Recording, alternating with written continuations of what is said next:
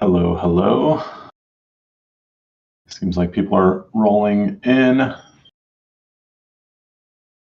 about 31 people. I'll give it a little bit more time before we get started. Hopefully we'll hit about 40 people and then maybe we'll get started. Good morning, or GM, as the kids say. What a day. What an interesting morning it has been. And I have no sidekicks up here to banter with me. So it's even more interesting. Okay, we're at 31. We seem to be going down. 30. Oh yeah, they say 6, 7. Yeah. The funny thing about that is it apparently doesn't really mean anything, is my understanding. So I just don't really understand this group's sense of humor. They can't even have an actual reference, Back in the old days, we had YouTube videos. The first 20 YouTube videos were amazing meme content.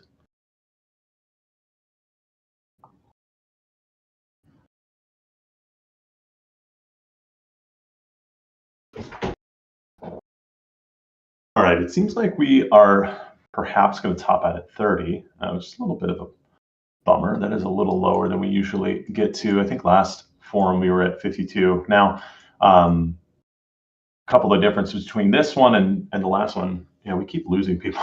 It's like we're at 35 and now we're at 29. At the last Econ forum, as you guys probably know, and you might be wondering why we're here, is that we were a little bit delayed on that one. We came back, I want to say, on the first day of the new January, on the first Thursday of January, and we like to do these on the first Thursday of each month. I obviously did not have time to get anything meaningful together for that presentation. So we decided to delay the Econ Forum until the third Thursday of January. So that means that this one is a little bit early, or at least there's a small gap between this one and the previous one. So apologies for kind of the quick turnaround there. We do have quite a bit to kind of chat about today. So I think it's perfectly appropriate that we're meeting again. After this, we'll just go another 4 weeks. In March, we'll do the first Thursday of the month, like we have historically done. So there'll be tons of stuff to go over, especially by March. We'll have some very, very interesting stuff to talk about. So that'll be a lot of fun. But for now, we are going to let's kick off the Star Atlas Econ Forum. Let me share my screen. Okay. First, I need to stick you guys over here. Let me go slideshow. I keep switching the format of my my slideshows. Last week I was in LaTeX. The week before I tried to use, the month before I tried to use AI to fully generate the slides. This time I sort of used a little bit of AI and then a little bit of my own magic. You can see my nice upward trajectory price chart here. This is just to give us some warm feelings to combat the negativity in the market. So, just pay attention to this line and forget the Bitcoin line. You don't even have to look at it. You just pay attention to this one. So welcome to the Star Atlas Econ Forum. My name is Chris. I am the economist here at Star Atlas. Feel kind of silly for explaining this because I think the people who are here are probably, well aware of what Star Atlas is, what this Econ Forum is, and who I am. But just in case you're not, this is an opportunity for me to give you guys updates on the econ side of things in the company, talk about data, talk about policies, talk about different economic changes that have happened over the course of the last month. And then, of course, the most important part, and one of the themes of this forum and our Vantarah forum, which I'll talk about later in the presentation, that will happen 2 weeks from now, is to engage with you guys, allow you to ask questions, allow you to basically riff back and forth with me and challenge me on stuff when needed. So without further ado, let's start. Let's get into our agenda. Today is going to be mostly, I would say, a lot of like talking, conversation topics, not a ton of data this time around for a number of reasons. One of them, it's only been 2 weeks, and as you guys have probably seen, we are working with a limited crew here at Automata, so a lot of different tasks have kind of come onto my plate, and so deep data analysis and data science is kind of on the back burner, compared to previous forums. I've also only had 2 weeks. So we're going to go through an OMO update. I'm just going to discuss the latest numbers, also remind you of the listings, the quantities, the prices, and that we put out a couple of weeks ago, just after the last forum. Not a whole lot has changed on the open market operations side of things. Just a kind of spoiler there. Then we'll move into probably the most significant topic for today is the Vantarah update, the Econ Vantarah. For those of you who don't know what Vantarah is, it's a play on words that our lore master Jose put together, and I think it means something like, I'm blanking on it, maybe like Wisdom King or something. It's basically a combination of words in a Galia native language. So it's kind of a council of advisors, you can think of it. So we're going to talk about that group, the selection process, what we've been doing over in that group, and a lot more, I'm sure. And then I'm going to just give you a little bit of data. We're going to talk about econ, Star Atlas econ, and then maybe a little bit of broader econ as well. And then we'll move into a Q&A. I expect this conversation to be a little bit briefer than our previous ones. There's not a ton of hardcore data or analytics to go over. So I'd like to take as much time as possible answering questions and kind of allowing people to talk. In fact, in light of the Vantarah update, I think it would be interesting to maybe even have some people come on the stage, especially since it's just me up here. So let me just check in with the comments. Looks like people can hear me, so that's no problem. Hello. Oh, somebody has an explanation for the 6-7 story, but I will just ignore that for now. Okay. Going into our open market operations update, we put out the following table on January 22nd. We listed a slew of new assets. Well, not new assets, but we pulled down our old listings, our open market operation listings, and we put up new open market operation listings. And you can see it's a lot of mining stuff. It's the Armstrong Imp line and the claim stakes all got kind of some revamps. So they've got new prices. They've got quantities there. Again, all of these are based off of market data. So we calculate the quantity and the price based on the last T time periods of trading data. Some of these are lower quantity assets. And so for those, we need to use a longer trading period. And so there is a bit of uncertainty around bigger assets that require more time to collect data, right? If, for example, the Fimble sled barge has only traded 10 times in the last year, well, it's hard to collect data on what is the accurate price right now. So, to kind of explain the process here, we use a combination of data and a combination of intuition, right? We're not going to, we may manually adjust these prices as we see needed. Now, that said, obviously this release was less than 2 weeks ago. It's very short period of time has passed since we released this, but since then we haven't seen any ship or structure revenue since January 22nd. Prior to that, the period between January 22nd and the start of OMO, we did see, I think we saw around maybe over $30,000 worth of revenue come in from this. A couple of things have changed. Obviously, the overall market has taken quite a turn. the other thing that changed was apparently there was an exploit, not really an exploit, but a feature that was still live from a previous campaign that basically gave certain people like a pretty significant discount. This discount was around 30%. So what we suspect is that a lot of people were operating with an even steeper discount than the open market operation prices, perhaps paying as little as 70% of the open market operation price that you see there on the right-hand side. So we plugged that exploit up, and my understanding is that our CTO has removed that exploit, and so people are no longer getting that 30% discount. Now, what this tells me, if that is the case, and I still need to look more into this, but if that is the case, then that's pretty solid evidence that a lower price, that our users are price sensitive, and that we can lower price in order to drive volume, right?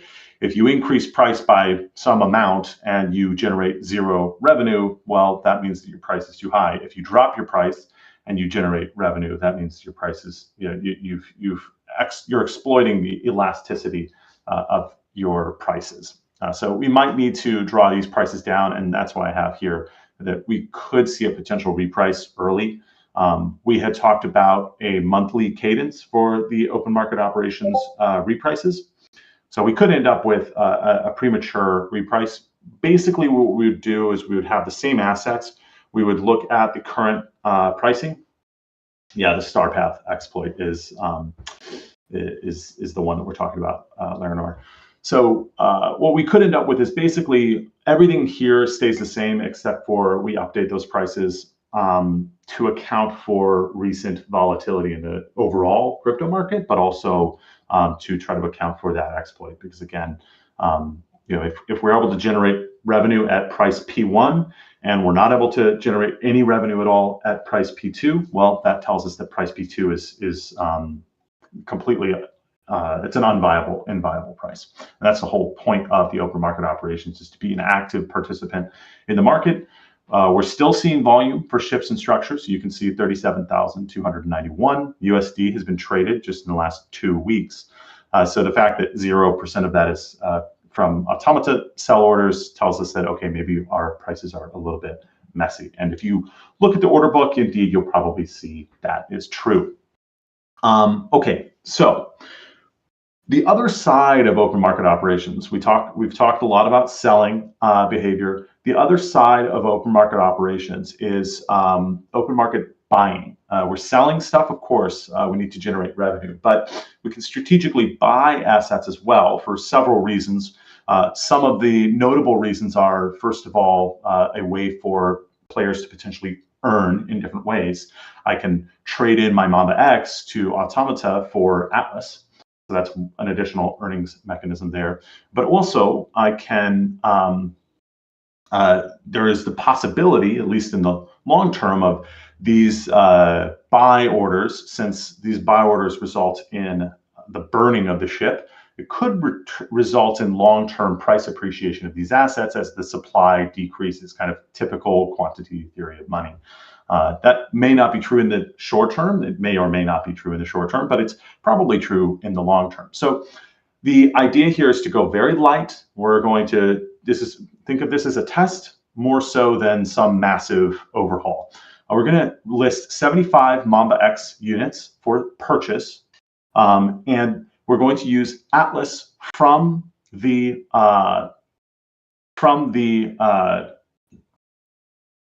Atlas emissions curve. So this will basically be a form of Atlas emissions, okay? And we will list these for sale by, I think it'll be the DAO account will be the one listing these assets as opposed to Automata. So it should, the seller will be the DAO. They'll purchase for Atlas, very identical to how a FIC works. We'll only list 75 of these units. There is an error in this slideshow. A lot of this stuff was being discussed in the Vantarah group, which I'll go over in just a moment, minutes before we got on here. And this should say the price is to be determined. It may be the equivalent of $100 in Atlas. It may be less than that. So we're still deliberating on that calculation. It'll most likely be 5% above what we determine as the market rate for the Mamba X. The idea is to drive a little bit of interest in this asset in order to motivate. If the price is too low, then nobody's going to sell into these because, well, I can use it to produce more valuable stuff over time. So that is our first buy order for open market operations. And this is hopefully the first of many. And again, this is more of an experiment. We just want to test it out, see how quickly these units go, see how much interest there is in the, among the community. Okay, I do want you all to be aware that this $100 price tag is very much tentative. It may be lower than that, unlikely that it is higher than that, and then we'll convert that into Atlas. Okay. Yeah, I see some comments. Please do not make any purchase decisions before this is finalized. We will list the final numbers, when the time is appropriate. all those orders were just snatched up. Hopefully not. All right, just grabbing a sip of my my coffee. This is the sad cup of coffee that has been sitting around for a while. So I put it in the mug and then I heat it up in the microwave. And there's something about microwave coffee that is absolutely disgusting, but I still drink it every single day. Oh yeah, no, sorry, that's not me drinking coffee. That's me buying Mamba X's. No. No, it's not. Okay, so not a whole lot of action here. I probably have belabored this slide a little bit too much. Volume still coming through for ships and structures, but no revenue generated, probably due to a price mismatch, because that all of our previous data assumed there was not a natural 30% discount. So now that we've tidied up that star path discount, we're going to see a completely different behavior. So TBD on a potential reprice for the OMO listings that are currently outstanding. We might come in and reprice some of those to try to drive some more competition. And then obviously the Mamba X orders are going to be coming online.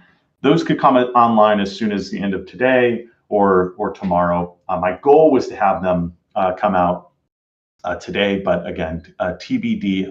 We'll put out an announcement.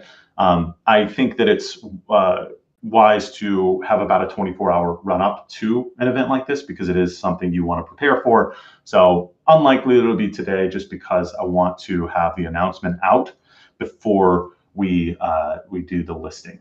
I want to give everybody an opportunity to participate in the buyback. And then there's a little bonus here on the bottom, and that might be actually better to save until the end in the Q&A, and maybe we get some people up here to have an interesting discussion. But we are going to do that redemption recipe update. We put out a recipe update a couple of, I want to say it was either the beginning of January or end of December. I believe it was beginning of January. Oh, maybe it was right after the Econ Forum. Anywho, we put through an update that significantly reduced the amount of resources. This was before the break, so this would have been in December. We put through an update that significantly reduced the amount of materials needed for redemptions, and it's still too high. It's still above market rates. So we've got some really fascinating stuff. I think it's worth maybe opening up for a discussion, but we're going to revamp those redemption recipes. I would like those redemption recipe updates to go out at the same time that the Mamba X buy order goes out. So that'll hopefully all happen before the end of the week. But again, I will put out an announcement that will pre-announce those things by maybe not a full 24 hours, but roughly a day, at least as far as I'm concerned.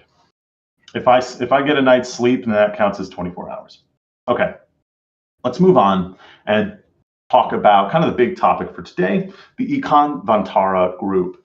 Vantarah Vantarah is a term, again, coined by our lore master, Chose, and it kind of refers to a group of people who are, I don't know, wise. You could think of them as economic counselors. So this is a group that we put out. We put a call for applications out a couple of months ago. I finally had the chance to review them and select our group. Now you'll notice it's a very small group. This isn't a play testing group. It doesn't need to be 15, 20 people. I want to keep the conversation concise, and I want to keep it efficient. So one thing you'll notice here is there's only 6 people, and then the other thing you'll notice, and I kind of took some liberties here to try to describe each person or each member. I'm curious how they'll feel about my assessment here. But basically, I wanted a very a diverse group of a diverse set of opinions. I wanted to have people who were a little bit more hawkish, a little bit more dovish. I wanted to have people who were both maybe very technically skilled engineers, all the way to people who are maybe more on the kind of gameplay, side or investors. So we kind of tried to I wanted to kind of cover all of our bases. Very important to note, this group will almost certainly cycle every 6 months. I may be all members, maybe some members, but the idea here is to create just a flourishing environment. We don't want stagnation. We don't want people to get stuck in their ways, and we don't want me to get stuck in my ways. So I think by cycling this group over time, we'll end up with some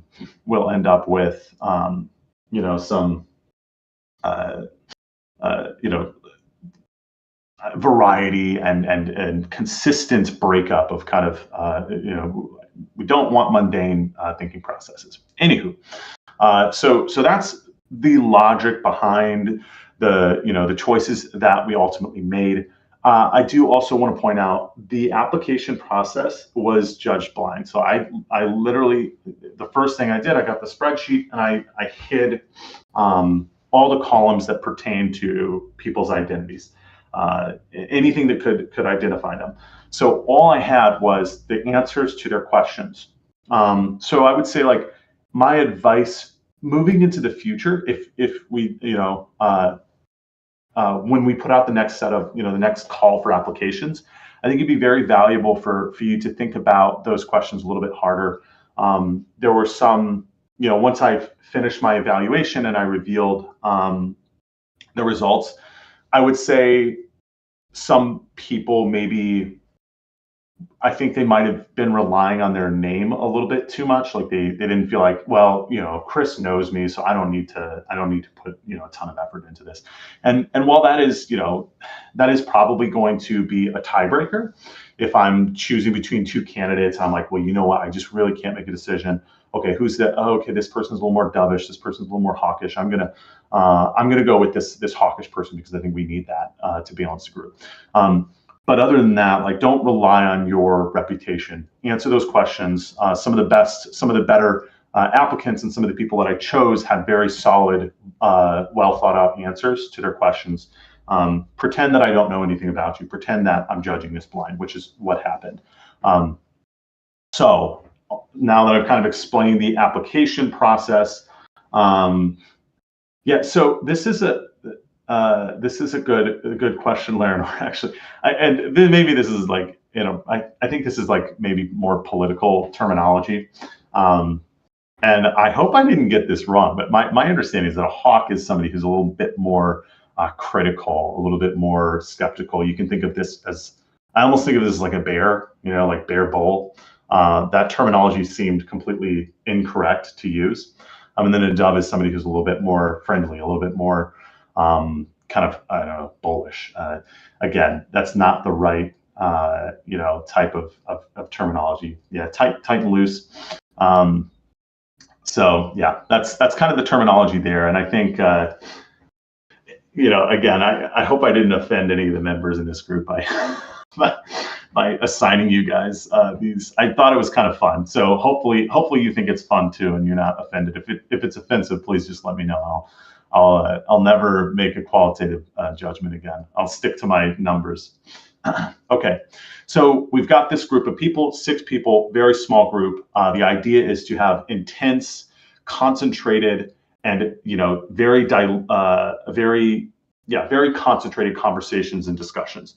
So one of the things that we started to do on February 3rd, once the group was announced and we kind of got everybody into the room, we immediately went to work on that open market operations discussion. So, okay, here's what I want to do. I want to buy these Mamba X's. I want to buy this quantity at this price. What do you guys think? I want to offset it, emissions in such a way. So we got into a very, very deep discussion. Obviously, it naturally tended towards bigger problems, bigger picture stuff. Okay, which I think would be a good opportunity to kind of go over some of those discussions in this call.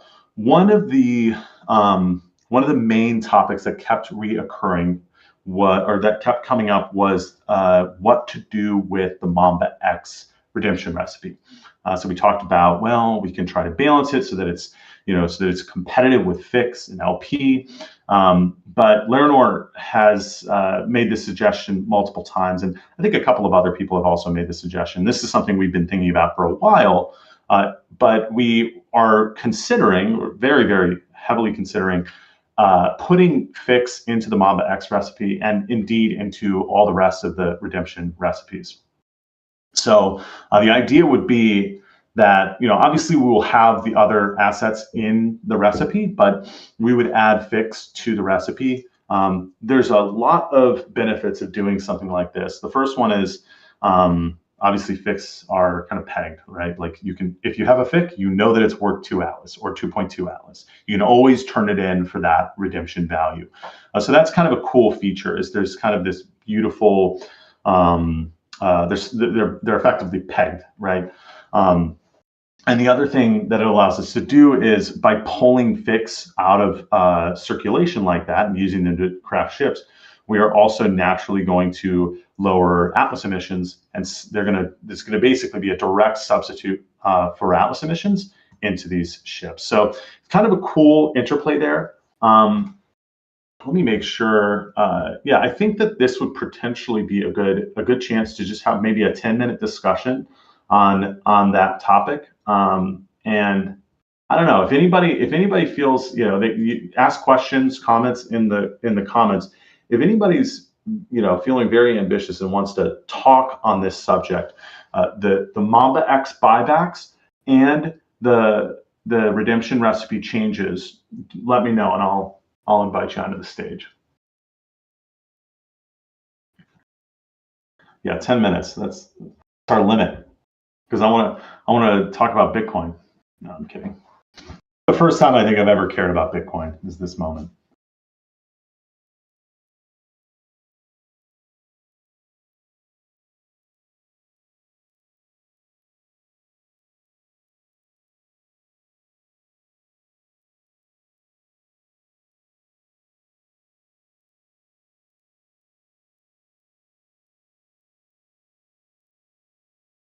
I don't know if I want to get the whole Econ Vantarah, just because we are going to be doing that. I forgot to mention that, but we are going to be doing that once a month Econ Vantarah forum, which will be different than the Econ forum. But yeah, the Econ Vantarah chat is quite active. Which is nice, but it does make my job a little difficult, because the data is difficult to export, and I don't trust an AI to tell me what all you crazy people are thinking. Oh, changing room. Okay, Larinor's gonna come on. But yeah, so I should mention, while we're waiting here, I put this in the announcement, and we'll put out another announcement. I think we need to schedule these as well in the Discord, but we're going to be doing a once monthly Econ Vantarah forum. This is going to be much more freeform and much more, I would say, Vantarah led. I will maybe do a little bit of administration, but it'll mostly just be talking about things.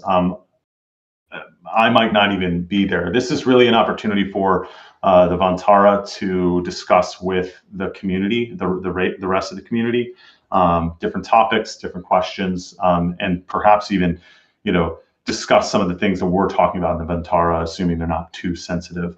Though I don't think there's anything in the Vantarah that's so sensitive that it can't be discussed outside of it. It's not really the nature of the group. The point of the group is to create an environment where it's just a little easier. There's a little less noise, and it's a little easier to kind of get to a solution. The Mamba X is a really great example. This whole BIDAC system. Oh, Eleanor is here. Hello. Hello. How are you doing? Hey, Chris. Hey, are you gonna explain? Bro, you put me in a room to annoy you even more. I know. I don't know why I did that. Well, I figured I couldn't be taken seriously unless I put you on the Vantarah. I figured people would assume that I'm not just making it a group of my biggest fans. So my greatest critic is now on the stage. Oh my God. I wouldn't say critic, just like I don't know. No, just an annoying figure. Just put it like that. No. You're very much appreciated. I'm very grateful to be there, and also, I don't know. I think it's important. I really liked the idea of the group, even if I'm not there eventually when it switches to other people, because I don't know. There's a lot of value to get from actually having a direct channel with passionate people who are very invested, not just money, but time and energy. So I have to applaud the initiative. It's very, very good. And it started like right away. As soon as the room was created, we just went at it. Like that chat is, I don't know, 500 messages or something. Yeah, I was really happy with that. I was a little worried, like, okay, am I going to have to, prod these guys to start talking? But it happened really, really naturally. So, yeah, I totally agree. I think it's a very nice. It really is what was needed. It's a really cool group. So, yeah, thank you for being there and participating. It's been really cool to see. I am curious. So maybe we should just real quick kind of reiterate some of the concerns around the Mamba buyback program and why we think that a Mamba recipe update is necessary. If you wanted to, I don't know, give your thoughts on why we should update the recipe, that could be insightful. Oh, sure. Okay. I think the main problem with the current recipe is that it's too heavy. And I think I've said that at the Vantarah group. It's like heavy, not as in expensive. It is expensive, but rebalancing it would be very good to do it, not just thinking about the value of the components inside it, but also how much freighting is needed to move it all to CSS. That's the main problem right now with that recipe. Is like it's a lot of freighting, and I'm not even thinking about like crafting and all that, crafting time and all, but and I had suggested in, putting more STUs inside the recipe because STUs are high value but low weight. You can move them much easier. Yep. And then the whole idea of putting fix inside the recipe came, and then I don't know what you're gonna do exactly because just a disclaimer, Chris is not like sharing stuff with us before it's going live. He's just like sharing ideas. So there's no like insider information like, oh, let's just start buying Mambas because the recipe is gonna do this and that. We have no idea how the recipe is gonna come out, but yeah, Good. That was my take on the recipe. I think that's my main concern, was just like it's too heavy.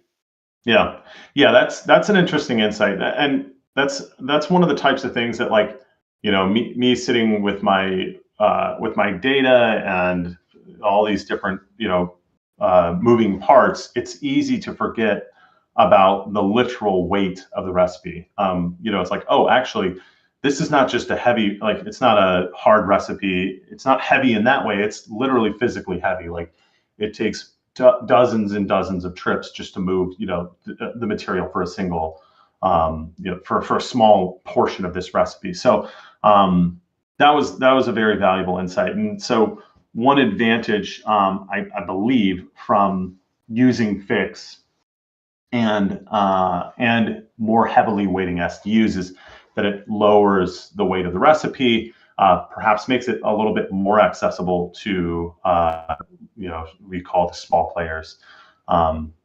So that's kind of a cool feature, is that it becomes more accessible. And then the secondary feature is that it also becomes more stable. The value of the thing becomes more stable because Fix are so grounded again to Atlas, which is really cool. Yeah, it's just a pegged value. Yeah. So no, I think you did a great job at kind of explaining the issues with the recipe and how we're planning on fixing those. So we have some questions. I'm just going to quick. Can I add one thing real quick? Oh yeah, for sure. Is the I think the biggest, not the biggest, but one big element of including Fix inside the redemption recipes is currently the Fix loop is like ruthless. If you don't like catch the refill real, like, exactly when it happens, you're just out, because bigger players are just gonna like move hundreds of thousands in a matter of 1-2 hours with a lot of rating, and then even medium players can't compete with that. Like, it's crazy. But now if you have something that you can use those Fix for, it just like removes that element of like, oh fuck, I'm not even gonna do Fix because I can't compete with anyone. Now I'm like, whoa, now I have an incentive to do that and actually play at my own pace or whatever. Just like, I think that's very interesting. Yeah, absolutely. And we have historically limited, the number of recipes that are craftable. I think that'll be the tricky part. My one worry is that if we make it so attractive that everybody just comes in and dumps all their, whatever materials to craft it. So that, that's why when we were originally talking about this, I was like, well, maybe we drop the recipe by some percentage, and I think everybody was like, well, that's not enough, and I was like, yeah, but we don't want to. I use the analogy, once I use salt as an example, but it's like once the salt is out of the shaker, you can't put it back in. If you accidentally dump a whole thing of salt in your food, you kind of ruin the dish. So in Brazil we use like a toothpaste for that analogy. but there's also such a thing as too little salt in a dish, and it tastes like nothing. So here, let's. I really appreciate the comments and the explanation, and I definitely also want to reiterate what you said there about information. The discussions that we're having in the Vantarah, I don't want it to seem like there's some sort of like secret information that's passing around. It really is just a quiet room where I can get people who are leaders in the community and are very smart and quick, get them into a room so that they can almost kind of be representatives of the community. And kind of distill a whole bunch of different voices into one voice. That's the whole purpose of this group. It's not to disseminate secret information to this group of elites or something like that. So yeah, I appreciate the comments there. I'm mostly giving structural or theoretical, outlines. Hey, here is the rough outline. We're thinking about selling some Mamba X's at roughly this price, and we're going to pull emissions from such and such. What do you guys think? And then the discussion ensues, and then we're able to take all that information and then come up with a very specific plan. So yeah, very much appreciated. I don't want to force you to stay up here all day. So I'll have you, if you want to step out, Larinor, from the stage. You can go back to your old room and take a little break. But I'm going to move on to some of these other questions. Yeah. Okay. I'll leave it to you guys. Like, I just wanted, like, it just felt like it was good to, I don't know, just point out like how the Vantarah is structured or being structured, just from an inside perspective. Because there's always this like, oh, they're getting the good stuff before us, and it's like, no, we're actually like putting a lot more time than most people just discussing stuff and circling back on a lot of stuff. And I mean, I like it, but yeah, no, it's a commitment. Yeah, absolutely. Thank you, Larinor. Yeah, it's a commitment, and that's another thing. Like, the first message I sent to the group was, "Hey guys, here are the expectations. Here's what we want to accomplish." And so it is a bit of a, it is kind of a sacrifice to be willing to engage at that level. So yeah, it's been a very cool experience. There's a question from farther up from Mira that I wanted to address. Hi Chris, scripted ship mining has effectively destroyed mining profitability because ships can mine indefinitely and be stacked into fleets, allowing a small number of players to generate massive output, while real player time becomes nearly worthless. Given that, can you explain concretely how claim stakes change this dynamic? Specifically, how do claims reduce effective supply or limit industrial scale extraction rather than simply adding another layer of production on top of an already oversupplied system? So there's a lot to unpack in there.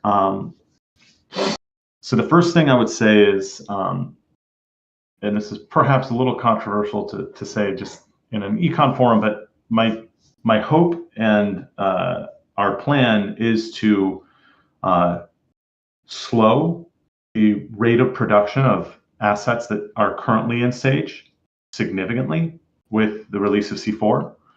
And then a kind of a corollary to that, kind of a side effect of that, actually this is the main effect, is many of you know the number of unique items in C4 is going to explode. We're going to go from a couple dozen to a couple thousand. Actually, it might be a couple 10,000 unique items. So these are different resources. These are different components. These are craftable items. These are ship parts. These are buildings. These are tons and tons of different recipes that you can craft.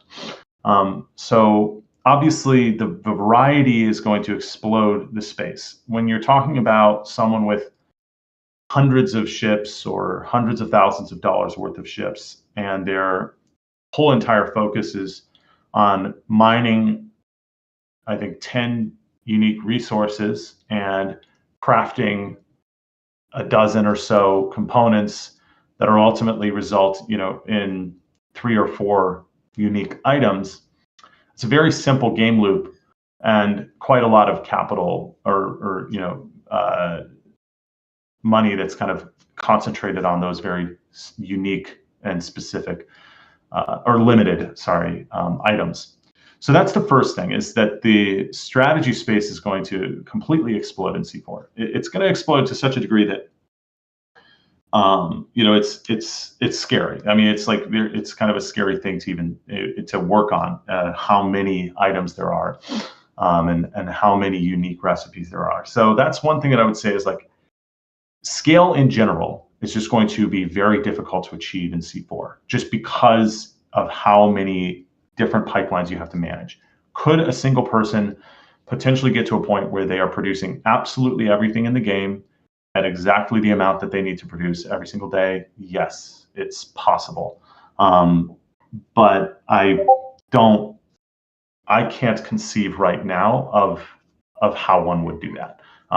And you know, I can't even think about how much money would be required to get to that point. So that's the first thing, is there's just this natural barrier because there's so much to do that it would be very difficult for someone to scale up their operation because of that complexity. And then, you know, on the note on this topic of claim stakes is this automated process. You know, think about Factorio. Even think about EVE Online. Those games aren't like super interesting because mining is this fun, active gameplay mechanic, right? Like when I mine in EVE Online, I click a couple of items in a menu and my ship warps to a location and starts mining. I'm not like actively engaged in that process. What C4 has, what C4 offers is a much more interesting and robust economic system to engage with. It also introduces combat, and I said this many times. Combat adds a completely new mechanic that will totally flip the entire economy on its head. So, to think that it's not going to that people are just going to be able to set their claim stakes up and produce infinite quantities of goods is I think a little bit simplistic. There will be so many different items. It'd be very difficult for one person with a handful of claim stakes, even tier 5 claim stakes, to be able to produce everything that's required and to be able to do everything that's required. You need defense to combat enemy ships that are trying to disrupt your operation. You need to protect the starbase, the local starbase that you're mining at, so that the enemy faction doesn't take control over that starbase. And then also you've got to just divide your attention up across dozens, if not hundreds, of different production pipelines. So I think that all the complexity really does help to combat this. EVE Online is an immensely complex game. It, whether we like to admit it or not, it is more complex than Sage currently is by far. And that complexity is what makes it basically, very difficult for one person or a handful of people to accumulate a lot of wealth. That all said, I don't want to, there are the vast majority of the wealth in EVE Online, which is, I use that example because it's one of the greatest video game or digital economies to ever exist. The vast majority of wealth in EVE Online is owned by a handful of people. This is not like, it's not like this perfect normal distribution of wealth in EVE Online. It is also highly lopsided, just like our economy. So one of the reasons I think maybe it feels, shiny, say scripted ship mining has effectively destroyed mining profitability because ships can mine indefinitely and be stacked into fleets. That there's some potential logical flaws in that statement. The primary impact to profitability in Sage has most to do with the decline in the Atlas currency, which has most to do with the decline in the greater cryptocurrency market. So I don't want us to get too hung up on this idea that these automated loops are what are causing kind of reduced profitability. I think that's perhaps a not the most accurate description of what's going on. Okay, I have probably spent a little bit too much time on that answer, but I do think it's an important one. So I did want to address it. So have been arguing with us for some time now. I'm totally on board with this. Let's see. What is this? Using fix and ship recipes is a very interesting move to alleviate the pressure on Atlas, since 100% of the fix sold would become Atlas. And a large portion of the resources small players are held back because they don't have enough freight to deliver them on time. Using fix and a version of the recipes will allow even small players to use these held bank to the OMO system. I mean, I think we already discussed that. I kind of agree with that. I'm going to scroll a little bit further down because I've gotten I can't get up on stage, but here's my contribution. Oh, thank you, Neo. I would love to have everybody up here, but I think that we want to save the full magic of having the Vantarah on stage for the Vantarah forum, which is in 2 weeks. Okay, so apologies there. Victor's surprised that he's a dove. He's just too nice. You're such a sweet guy. Okay, everybody thinks they're a hawk. Maybe everybody is a hawk, and I'm just soft. You don't need to make ideal reprice. I would drop little by little until we are good. That's a good point, Bob. Small changes over time. The tricky part is the team is quite strapped for we're pretty low capacity right now. So I would prefer to do one reprice every couple of weeks as opposed to a bunch of reprices, maybe 1 or 2 a week. That would get a little cumbersome. Can we get the team to burn maxes as well? I would love to convert these to larger ships, but super hard to do at volume. Slows things down. So Krabby, we are burning all the ships that we buy in these buybacks. Not sure if that's what you're referring to. Oh man, there's a lot of comments. Oh my gosh. Whew. Interesting. Would love to even just redeem maxes for ship credit, not even just Atlas or USD, just the ability to convert them to higher, larger ships. We're going to create a secondary currency, which is very interesting, Krabby. But I do like that line of thinking. But it does kind of just like, okay, so we need like a ship credit system, and then it's like, okay, that's its own currency, which is very cool. Jindo has a funny quip. Okay, I see Zalax with a ping on me. I'm still behind 5 minutes on these comments. I'm going to say what I've been saying for many months of the Econ Forum. You have to reduce the emissions in a slope instead of a huge cliff. Start making us used to losing 20% a month now in Sage instead of causing more disappointment of losing 80% mining power when the new project is launched. I hear you. That is a hard sell when markets are kind of the way that they are. To also be reducing emissions or increasing costs. I totally agree. I think that there's just a lot of moving parts and there are a lot of stakeholders in this decision process, Zalax. So I do agree. I think like a step down would be a wise decision, and we're not looking at I hope we're not looking at an 80% mining power reduction. But one thing to keep in mind is that there are going to be there are going to be materials that are much more easy to mine with a claim stake than with a ship, and so that will almost act as a natural kind of gate on ship emissions. Okay. Bob, butch crafting should be anti-crisis solution. Price of crafting that ship should be lower or equal to the current ship market price. This way we will lower pressure on Atlas rate from people that ready to craft some ships and hold for C4. Currently, if a player wants to buy more ships, he earns Atlas from Sage, so swap it to USDC and buys assets. I'm not 100% sure what the question is here.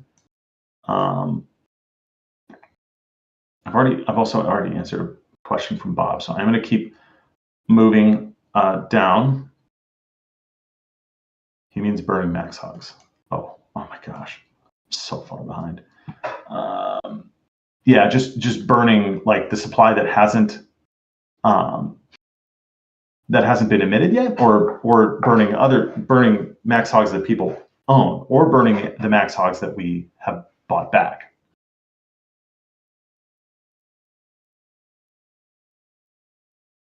We are buying ships with Atlas, Bohemian. This is effectively, you can think of this as an Atlas emission. And our goal ultimately is to offset, the original goal was to offset Atlas emissions by reducing LP.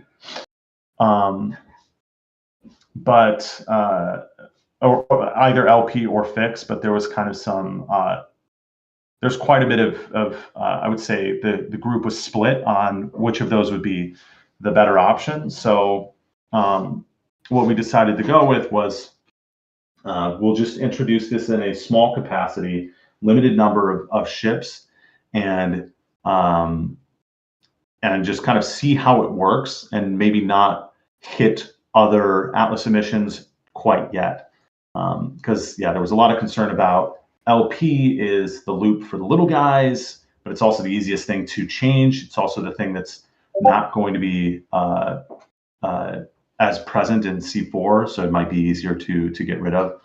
So there was a lot of deliberation. The issue with reducing FIC emissions was that there was concern around people, making long-term plans. Hey, I'm going to craft these. I'm going to start crafting these today, and then I'm going to end up selling them a month from now. So if you reduce the ship, the price of a FIC today, then that means that what I was producing a month ago, now it's worth less. So there was some concern there as well. So there was a lot of kind of I would say active activity in the group around the question of where should the emissions come from, but the purchases will be in Atlas. It will be in Atlas emissions. Okay, I do have one more slide. I kind of went into the Q&A a little prematurely. I did want to just give you guys some quick number updates on the game, the current state of things. Pretty much the same story as we've been seeing. I did just have this here. This is probably the first time where Bitcoin news has kind of hit my radar. I have eyes only for Solana and Atlas and Zinc, or Atlas, Polis, and Zinc. So I don't really pay attention to the larger coins. Bitcoin is a very I understand its importance. Don't get me wrong. I'm not trying to sound naive, but this was definitely the first time where I was like, uh-oh, that doesn't look good. So I thought it was worth noting. This is an econ discussion. We shouldn't ignore big events. Bitcoin hits a local low of $66,000. I don't even know what it's done over the last hour, but it's been going wild all morning. Sage users are continuing to trend downwards. We're seeing Dow around 850, maybe lower. LP interest has gained speed recently. We've seen Ooster with a pretty large jump over the past month or so. Ooster with a large jump in LP interest. Oh my God, it went as low as 65K.